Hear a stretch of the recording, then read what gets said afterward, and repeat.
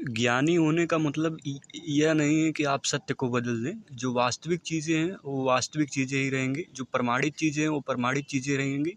इसलिए जो शास्त्रों में चीज़ें उल्लेखित हैं, जो संरक्षित है, उनसे छेड़छाड़ न करें तो चीज़ें बेहतर होंगी। तो कोई व्यक्ति अगर ज्ञानी है, मर्मज्ञ है, तो उसका मतलब यह नहीं है कि अपने मनगढ़ंत बातों को, जो प्रमाणित चीज़ें हैं उनको मतलब चोट पहुँचाने की कोशिश करेंगे। ज्ञान है तो ज्ञान का सदुपयोग करिए जहाँ आवश्यक हो। और ज्ञानी होने का मतलब यह नहीं है कि आप सत्य को बदल देंगे। बातें यह हैं कि आप ज्ञानी होंगे, आपने आईआईटी किया, आईएम किया, फिर उसके बाद यूपीएससी क्लियर की, वो बातें बात की बात है, लेकिन थोड़ा सामान्य समझ होना ज़रूरी है।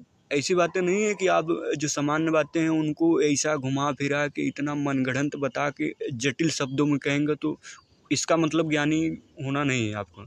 ज्ञानी होने का मतलब यह है कि आप जो जटिल शब्दों वाला जो वाक्य है उनको सामान्य शब्दों में कहें, न कि सामान्य बातों को एकदम जटिल बना कर कहें जिससे लोग कहें हाँ प्रमाणित ज्ञानी हैं।